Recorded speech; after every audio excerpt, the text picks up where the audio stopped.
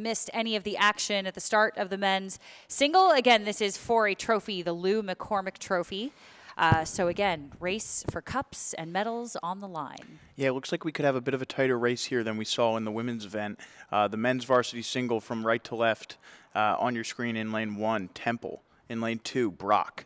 Lane 3, Dominican. In lane 4, Stetson. Lane 5, Oklahoma City. And in lane 6 is Drexel.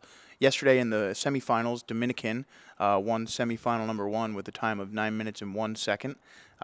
Oklahoma City not too far behind, just about 3 seconds behind them, and then a larger margin to the lane 1 Temple rower. In the second semifinal, the rower from Stetson actually put up the fastest time in either semifinal, just barely beating the rower from Brock by about 6 seconds, and then again a bit of a drop there to the rower from Drexel. So as it's shaping up through the first 500 meters here, it looks like the rower from Dominican with a strong lead so far through 500 meters. Flanking him on the starboard side in lane 4 is Stetson. That rower is in second place at the moment. And the rower from Brock in lane 2 currently in bronze position. But you see here the power being exhibited from the rower from Dominican at the moment. That's right, and right next to him from Stetson, Gary Ruft, who has a significant amount of experience in this single rowing for Stetson, who is in fact named after the hat. So the hat maker, that is why they are the Hatters there, you know, the famous Old West cowboy hat that is so iconic. Gary Ruft, apparently fueled by tacos from Tierra El Caliente. Apparently the best tacos in Florida. That is a bold claim. I'm not putting my stamp on that. Those are not my words. But as we speak here, we see Gary Ruft and crew, all the singles coming across our bow here. We say our bow, it's really our boathouse here, but just our view, our field of view here. Looks like we still have the Dominican rower significantly out in front here in lane 3. So right now the course is Dominicans. I've got lots of questions about that taco thing going on there, because if he's fueled by those tacos, is he fueled by them today or just in general? And if he's fueled by them today, did he smuggle them from Florida all the way up here? Because there's no way tacos stay that long. So I don't know. I'm a little skeptical there of the tacos, not just them being the best, but also that he's currently being fueled by them. You know, I have to agree, being from Southern California myself, I am very familiar with excellent Mexican food and tacos. So we will see, again, they don't travel well, do they? They do not. Exactly. But, you know, it does travel well, a men's single. We are seeing here Dominican, again, still in the lead. This beautiful shot coming straight down the center of our field here, flanked very closely by Stetson and Brock University up in Canada. Again, St. Catharines, very near that Canadian Henley course, small university up there, beautiful part of Canada. So they have a spectacular place to row up there at Brock University. So the rower from Dominican striking out at a good pace here through 1,000 meters. The race for silver between Stetson and Brock, as you mentioned, looking like it's going to be a close one. Again, they only finished about 6 or 7 seconds apart in their semifinal. The rower from Dominican looking to add a gold medal to the shelf of what looks to be early on at least, a solid outing for Dominican, just receiving the silver medal in the women's varsity single, and now looking good for the gold in the men's varsity single event. So the rower from Stetson, the rower from Brock, trying to reel in the rower from Dominican right now, and here we see a nice view out there in lane 5, the rower from Oklahoma City still with an outside shot at the medal stand.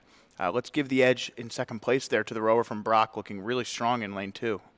We're not gonna dock, but And approaching the 1,500 meter mark here, 500 meters just about left to go.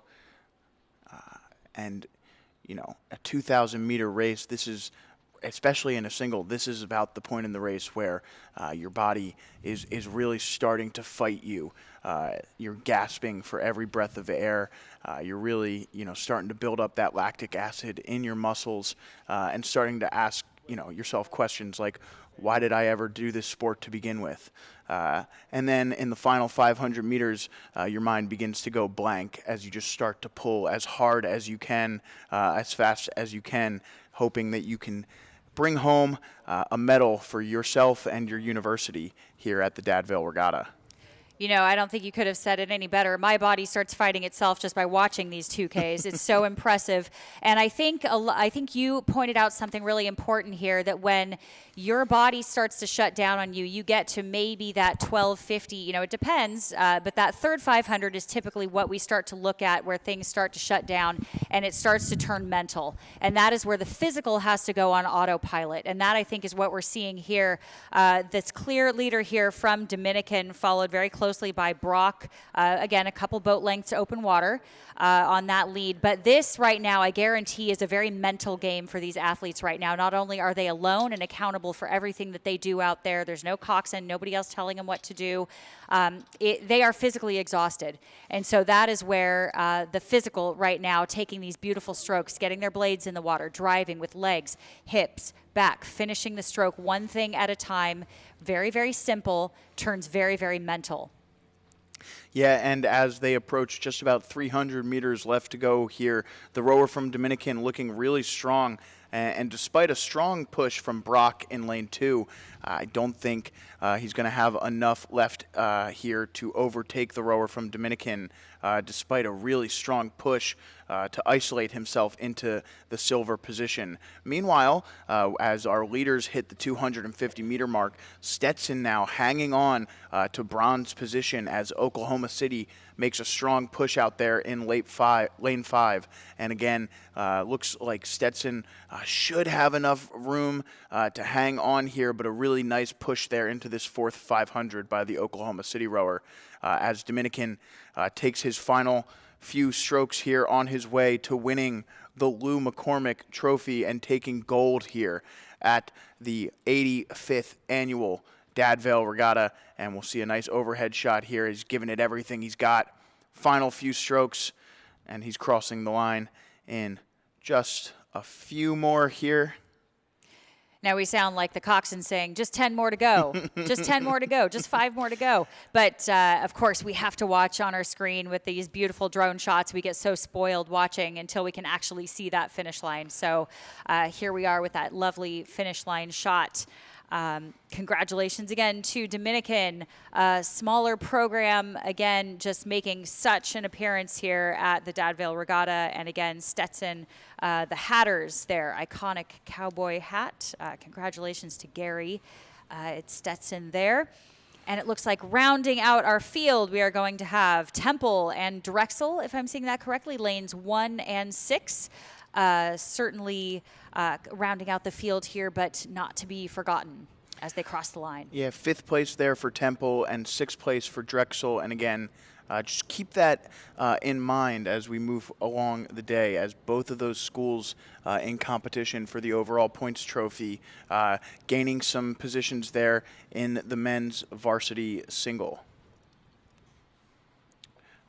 Meanwhile, next up on the race course, and another one of our finals for the Morrow Bowl will be the women's varsity double. The women's varsity double up next. Before we get to that, we'll take a brief moment for a message from our sponsors.